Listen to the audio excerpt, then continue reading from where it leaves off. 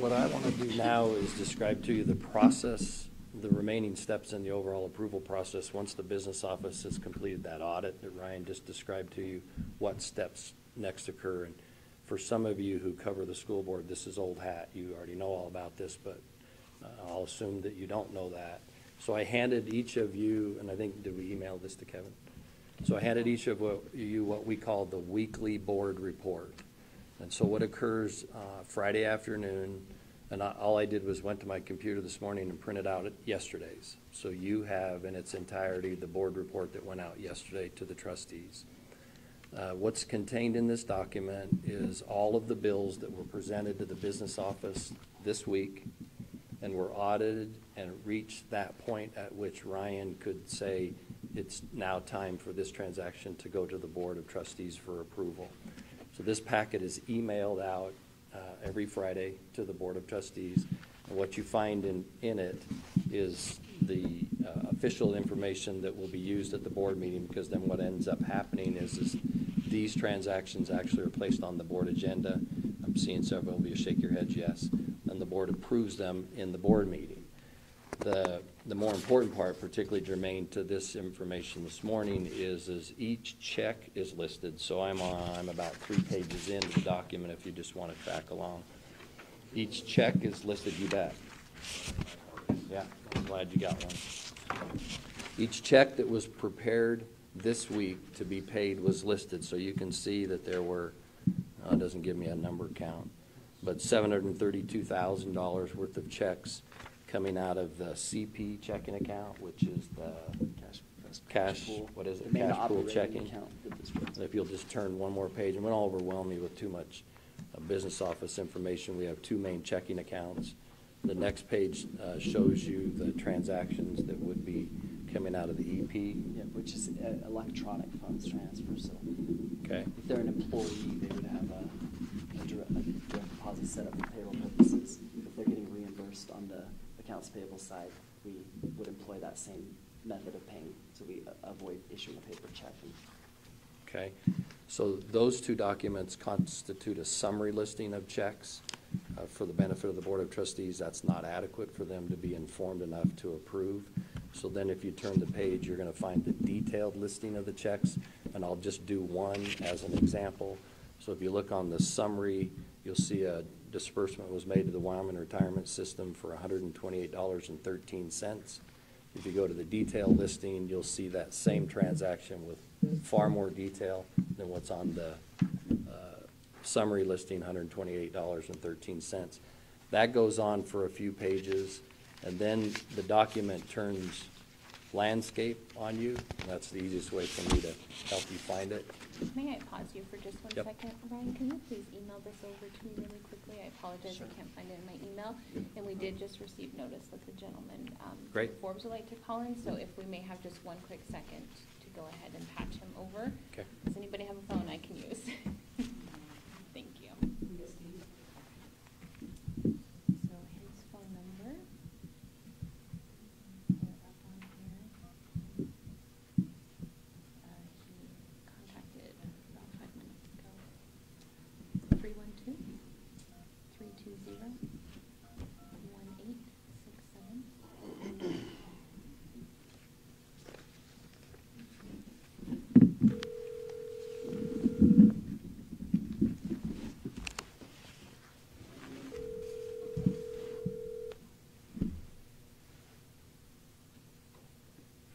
Hello, this is Adam Angievsky. Good afternoon. This is Tanya Sutherland with the Natrona County School District. How are you? Great. Great. Thanks for the call, Tanya. No problem. I apologize. I just got your email. We are in the middle of the press conference. You are on speaker. Are you able to proceed forward at this time? And I'll just give you a quick update. Yes. If you could make the second dial as well to John Kraft, that would be great. Okay. Give us just one quick second. We'll get that done. Thank you, everybody, for your patience here. Okay. Give me one quick second. I had emailed probably a half hour ago, so I appreciate the response now. No problem. And I will get with you after the end of the press conference to provide my cell phone number and such. I do believe I put that on the email last night, but we'll just make sure that we have a better line of communication moving forward. So I am going to give Mr. Kraft a phone call here really quickly, so can you hold for 1 second? Sounds good. Thank you.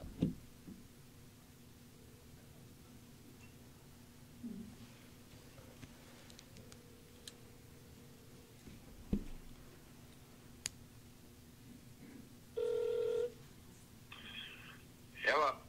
Hi, Mr. Kraft. My name is Tanya Sutherland. I'm the Public Relations Officer for the Natrona County School District. How are you? Good. Good. You are on speakerphone here. We just began our press conference here, so I will go ahead and leave you on speakerphone. Are you able to hear okay? Yes, I can. All right. At the end of the conference here, I will open the floor for questions, so I'll make sure that I include all of our visitors via telephone as well. Okay, thank you. Thank you. So I was explaining to you the document that goes to the Board of Trustees each Friday, and we had gotten to the point of credit card transactions. So if you find your way to the document where it turns to landscape, you'll see that there's a detailed listing of each credit card transaction. It has some business office type information, but then the vendor, the description, which is the justification for the purchase, the last name, is this the last name? The last name of the card holder, that'd be the employee of the school district, and the dollar amount. And this particular report is organized based upon a request from the board in what we call a location format, the place where that employee is to work. So I'm on page 1 of the document, bar none elementary schools at the top. That's alphabetically one of our elementary schools. And so that document is included, and you can see that goes on for several pages. So this document, as I mentioned earlier, and I'm going to repeat a little bit for the 2 gentlemen who just joined us, this document is prepared each Friday by the business office and is emailed out to the 9 elected officials of the school district, the Board of Trustees. And then again, as many of you know, because you cover board meetings, then they are on the agenda for the Board of Trustees to act on and officially put them into their record. In regard to this document moving forward, and again, this is the result of us meeting yesterday after we became aware of the article and we began to see the information that was presented in the article and look for ways that we could respond to it and particularly improve. As I mentioned to you in my opening remarks, improvement is a hallmark of this school district. We believe in what we call continuous improvement. That implies that we can get better, and when we become aware of a way to be better, we get after it. And so one of the things that you will see occurring as early as Monday is each of these packets that are presented to the board will be put on the district website beginning Monday. In fact, there's staff that began working on it yesterday.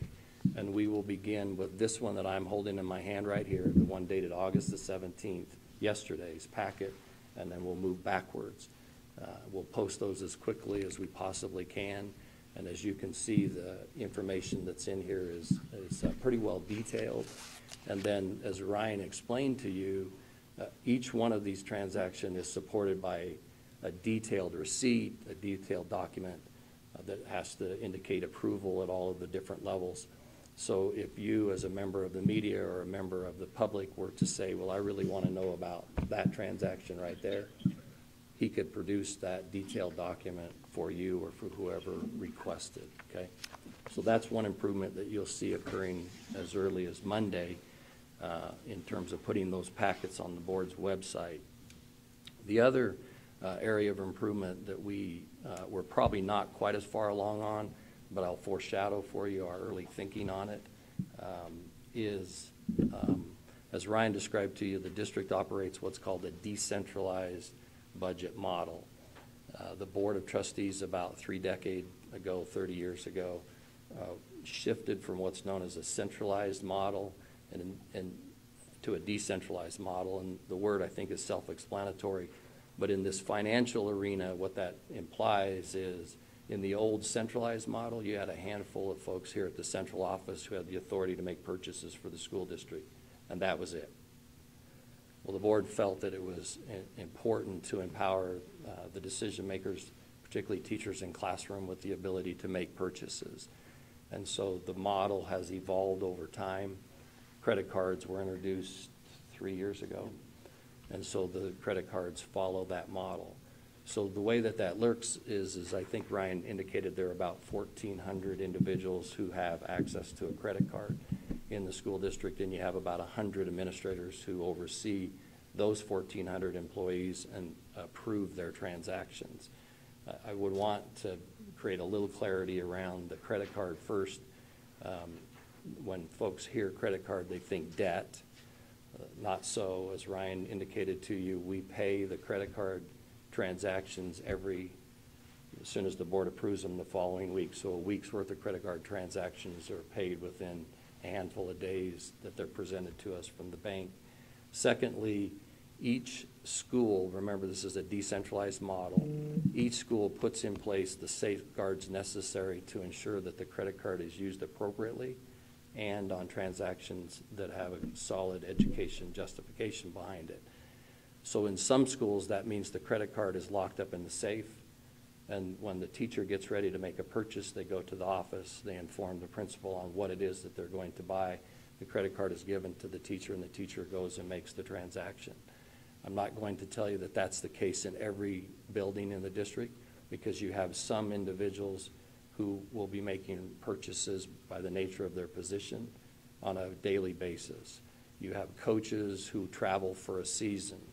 And so there are, each principal has the authority to establish those protocols and procedures in their building. The one part that is common in the district is the paper process that Ryan described to you earlier, and that paper process requires the employee to sign a perjury statement. In the state of Wyoming, that's a very strong statement. And then it also requires the approver, which in most instances would be a principal or an assistant principal, it could be a director, to approve or recognize that that was an appropriate transaction and it can be charged to an account within the school district. Then it finds its way into the business office, and the business office audits the transaction. They're particularly looking to see, is there enough documentation? Is there an appropriate justification?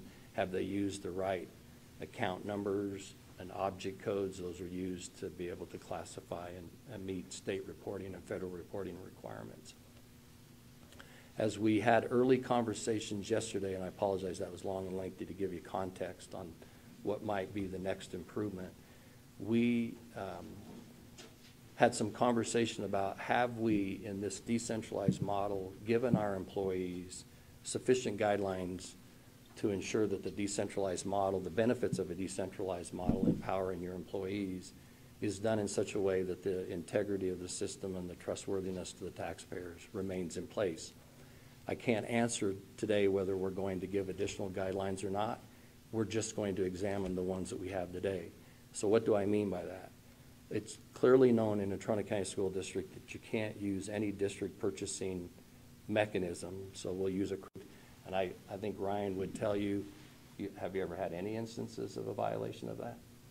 So maybe there are additional guidelines that the district should put in place and issue out to our employees to help them be successful in this decentralized empowered model that we have in place. Again, this is early conversation. This is less than 24 hours from when we started to begin to respond to the article and look to it. Early thinking is we would look to the state of Wyoming. We would look for entities. Remember, Natrona has about 2,500 employees. 1,400 of them have the authority to make purchases. So we would look to large entities that could mirror at least our size. So we'd look to the state of Wyoming. What guidance do they give to their employees about purchasing? We would look to the legislature. These are entities that travel just like we travel. What are their guidelines and examples? Obviously, the federal government has lots of employees. What guidelines do they have? The reporter on this article clearly has a passion in this area, and I'm going to speculate he's probably developed some expertise. It may very well be that he actually knows of model school districts who not only succeed on the front of transparency, but succeed on the front of guidelines to ensure that the transactions are conducted in such a way that the trust of the public can remain at a high level. There could be lots of other groups we would reach out to. I'm looking at a group right here. Clearly, the citizens of the county who elect the 9 officials of the board will have opinions, and all of that will be valuable to the school district that could result in us giving additional guidance and guidelines to our employees. And then finally, I would just say the floor is open to suggestions to anyone who can help us conduct the business of the school district in a better way. As I mentioned to you, we're a continuous improvement school district, and so we look for opportunities to get better. Can I add clarification? Yep. So one clarifying point I want to make on the credit card program is there are 1,400 cardholders, and they are human beings. So there is human error at times where a card will be used by mistake. And so you'll likely see, as you examine these documents, you'll see something called a reimbursed purchase. That's an instance where an employee has, by mistake or an error, used a district credit card for something personal or something that they grabbed the wrong card or something like that. And we, after the audit, we realized that's not an appropriate purchase. Actually, let me back up, it's typically caught at the school level. Because the school secretary is asking the employee for the justification and the receipt, and the employee's going, whoops, that was a mistake. So then the employee is then sent to the business office, they write a check to the school district and reimburse the school district for that charge. So you'll see that clearly delineated in these documents, and I did want to describe that to you as well. So. Many employees, when they actually create the office manager comes to them and says, hey, you made a transaction here, I need the documentation to support it, they instantly realize they just made a personal purchase. When we first rolled out the program, we didn't have a high level of error, but we had enough to where we decided we needed to help employees. So here's a district credit card. You can all see something on there, right? A bright green sticker that makes it pretty evident when I pull this out of my wallet that, hey, Steve, pay attention. This is the school district credit card. It's not your personal credit card. So there's just a simple program improvement that we put in place after we began to work with the program. Do you want to go to questions, or what do you think? So I think at this time we will go ahead to questions. I'll just go around the room, and then I will ask the gentleman on the phone as well. So Roger, do you have any questions for us today? Steve, obviously in the article, a couple of the purchases sort of stand out. The trips to Las Vegas, a fun jet vacation. What's the explanation for Caesar's Palace, the Venetian, et cetera? Good. That's a great question, and I'm going to let Ryan actually answer that question because he's been up all night looking at each of those transactions. And Ryan, I'm sorry, I'll ask you to speak up just Sure, a tiny bit, sure. please. Thank you. So I did get into this right away after the workday yesterday, digging into some of the details on the specific transactions that are in question here. So I'll answer the one you brought up there, the trip to Las Vegas. So the Venetian Hotel it was called an I Teach conference, and several of our Title I schools, and by Title I I mean schools that qualify to receive federal assistance for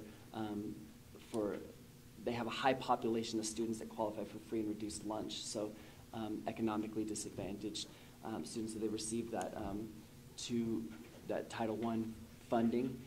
So that can pay for additional training for staff that work in that school.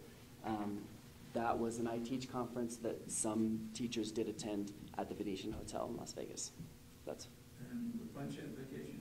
The Fun Jet Vacation was actually a name change of Worldwide Travel, local travel agency here in Casper changed it. They're actually known as Fun Jet Vacations now. They did book a travel for our curriculum and instruction division, attending a standards-based assessment seminar, a 2-day seminar to learn about standards-based assessment and best practices in that arena. So they used a travel agent to help book the flight and get the most economical price and travel package. So. And that was several employees, not one. That was three employees in our curriculum instruction.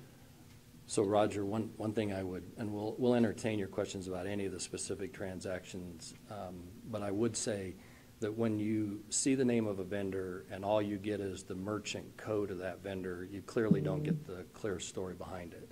And that became evident to us yesterday, and that's one of those conversations of improvement that we had yesterday. And as I've illustrated for you here, the board does get a much detailed description of what it is the transaction was for. And again, those will be on the website beginning Monday. We'll begin with the most current, the one that I gave you this morning, and we'll work our way backward. We have no interest in not having the public be aware of what we're using their dollars on. And so I gather the implication of the article that the detailed information is not shared with public, journalists, the board, et cetera, you would disagree with that? No, I wouldn't disagree with it. I think the article is accurate. The detailed information is provided to the Board of Trustees. It is not on the district website, and it is on the board agenda, but that makes it, I'm just going to tell you, that makes it too difficult for the public to find it. So if it's on the district website and we tell folks, here's where you can go see every dollar of the school district is spent, then it makes it easier for obviously the public to navigate.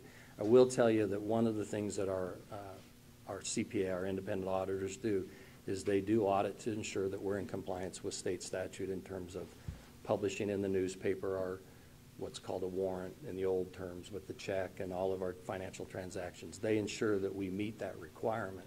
We're really living in a different era today. And I know you'll get tired of me saying it. We got to get better. Me personally, and the school district has to get better in that changing environment, the digital environment that we live in. And so this information is going to be provided to the public. And if this information in the format that we described to you here today, if the public is uncomfortable with this and still doesn't feel as though they have the ability to know what the Natrona County School District is doing with their taxpayer dollars, we're going to work to improve that too. So again, I mentioned it before early on in my comments, we welcome the article, and we welcome the fact that the article, quite frankly, makes us look at ourselves in the mirror and be conscientious about how we use those dollars and look for ways to improve it. Again, I mentioned the writer of the article, I think, has a particularly strong passion in this area. I'm going to speculate he's probably developed some expertise.